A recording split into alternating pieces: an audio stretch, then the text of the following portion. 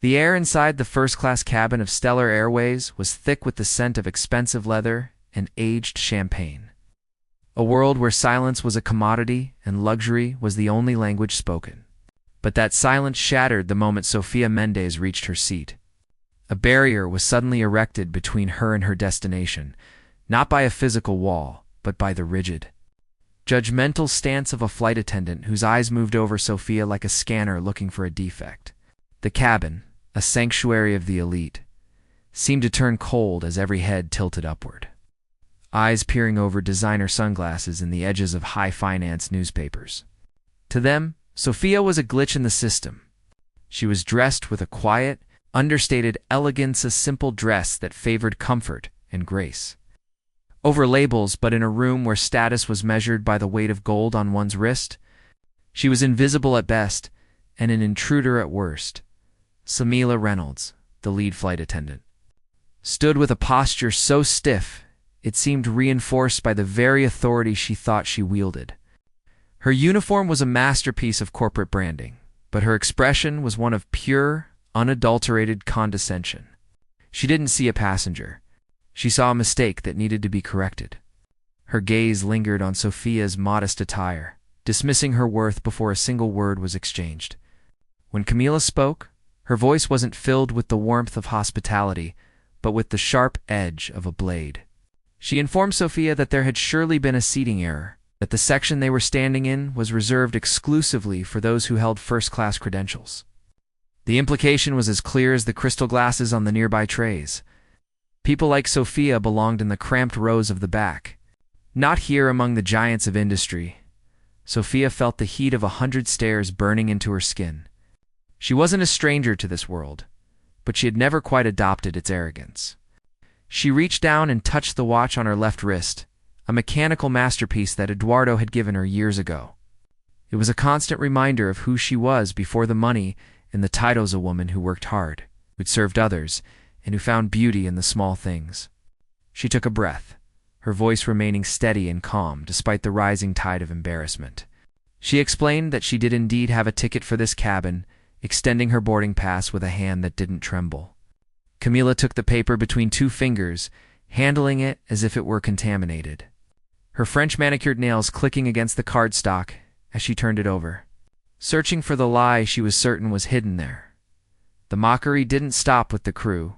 From a few rows down, a man in a bespoke suit, his gold cufflinks catching the morning sun, let out a dry theatrical chuckle. He didn't look up from his paper as he remarked to the cabin at large that the economy section must be getting quite crowded if the overflow was starting to spill into the front. His comment was met with a ripple of hushed laughter from a couple dressed in matching designer leisurewear. They whispered to one another, their eyes darting toward Sophia's simple shoes and then back to their own expensive world. A woman further down, draped in sapphires that looked like small blue oceans, clicked her tongue in a rhythmic display of disapproval.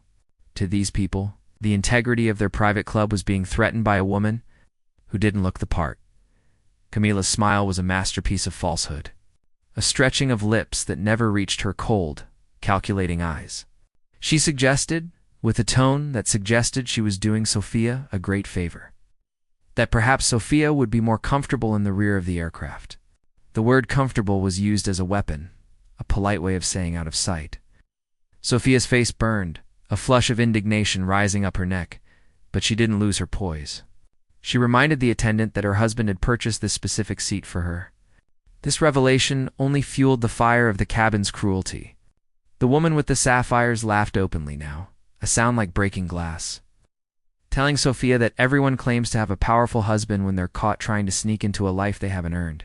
She mocked the idea of a secret CEO husband, her voice dripping with the kind of venom only the truly entitled can produce. Sophia stood her ground. Drawing on the years she had spent as a flight attendant herself, she knew the protocols. She knew the stress of the job. But she also knew that service was supposed to be about dignity, not discrimination. She watched as Camila signaled to another crew member, the two of them exchanging a look of shared conspiracy. They were going to remove her. The cabin manager approached, his face a mask of corporate stoicism. He spoke of security protocols and verification, phrases meant to sound official, but designed to hide the fact that they were judging a woman by the fabric of her dress. He asked her to step off the plane, to wait at the gate while they sorted out the confusion. It wasn't a request. It was an eviction. Just as the manager's hand moved as if to usher her toward the door, the cabin fell into a sudden, vacuum-like silence. The heavy door of the aircraft swung open once more, and a figure stepped through that changed the very chemistry of the room. Eduardo Vasquez did not just enter a space, he occupied it entirely. Standing well over 6 feet, with the broad shoulders of a man who carried the weight of a multi-billion-dollar empire without breaking a sweat, he was the embodiment of power. His suit was a midnight blue Tom Ford, tailored so perfectly it looked like a second skin. His hair was touched with silver at the temples, giving him an air of seasoned authority that no amount of money could buy. He didn't need to say a word for people to know exactly who he was. Eduardo's eyes, piercing and intelligent blue, swept across the cabin. He saw the mocking smirks of the passengers, the terrified expressions of the crew, and finally, the quiet, dignified figure of his wife. He didn't rush. He walked down the aisle with a slow, deliberate pace that made the floorboards seem to hum. Every step he took caused a passenger to shrink back into their seat, their previous arrogance evaporating like mist. When he reached Sophia, the transformation of the room was total. He placed a hand gently on the small of her back, a gesture of both profound love and absolute protection. He looked at the manager and then at Camila, his expression neutral, but his eyes burning with a controlled, icy fire. "Is there an issue with my wife's seat?" Eduardo asked. His voice was deep, resonant, and carried the faint, musical lilt of his Spanish heritage. But beneath the melody was the hardness of steel. The color fled from Camila's face so quickly, she looked as if she might faint. The name Vasquez wasn't just a name to the employees of Stellar Airways. It was the name on the paychecks, the name on the buildings, and the name of the man who owned the very air they were breathing. The manager's posture collapsed. He went from a figure of authority to a man groveling for his professional life in a matter of seconds. He stammered about protocol and misunderstandings, but Eduardo wasn't listening to excuses. He looked Camila directly in the eye, pinning her with a gaze that had dismantled rival corporations in afternoon meetings. He asked her if she had been trained to judge a passenger's right to be there. Based on their clothing, the cabin was so quiet that the hum of the auxiliary power unit seemed like a roar. Eduardo then turned his attention to the passengers who had been so quick to mock. He didn't yell. He didn't need to. He simply shared a piece of history that silenced every critic in the room. He told them that before she was his wife, Sophia Mendes was the youngest head flight attendant in the history of this very airline. He spoke of her bravery, the time she had saved a passenger's life by noticing a medical emergency before the passenger even knew they were in danger. He told them that her commendation for excellence was still hanging in the corporate headquarters, a testament to a level of service and grace that the current crew clearly lacked. The woman with the sapphires suddenly found her in-flight magazine deeply fascinating, her face turning a shade of red that matched the wine in her glass. The businessman who had complained about delays stared at his own shoes as if they held the secrets of the universe. The atmosphere of the cabin had shifted from a theater of cruelty to a courtroom where a verdict had just been delivered. Eduardo announced to the manager that he had just sent an email to the board of directors. Starting the following morning, every single employee of Stellar Airways would be enrolled in a mandatory anti-discrimination and sensitivity training program. And Camila, he noted with a chilling calmness, would be the very first person on that list. Her career didn't just flash before her eyes. It stood on the edge of a cliff, but the real surprise was yet to come. Eduardo turned back to Sophia, his eyes softening as he looked at her. He spoke of a position they had been looking to fill, the director of customer experience.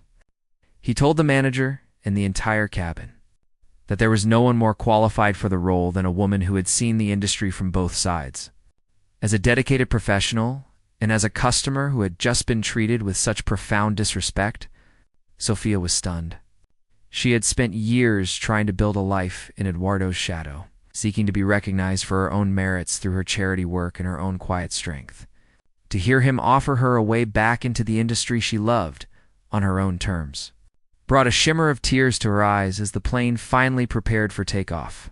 The power dynamic had been permanently rewritten. The flight was a study in terrified efficiency. Camila and the rest of the crew served Sophia with a level of deference that bordered on the religious, though Sophia treated them with the same quiet kindness she always possessed. She didn't seek revenge. Her dignity was her victory. Eduardo had ordered champagne for the entire cabin as a compensation for the delay. But for most of the passengers, the bubbles tasted like humble pie. They had learned a lesson that no amount of money could buy, that true value is not found in the label, on a dress, or the price of a watch, but in the character of the person wearing them. Hours later, the couple stood on the balcony of a private suite at a world-class resort. The sun was dipping below the horizon, painting the sky in strokes of violet, orange, and gold. The sound of the waves crashing against the shore provided a rhythmic soundtrack to their conversation.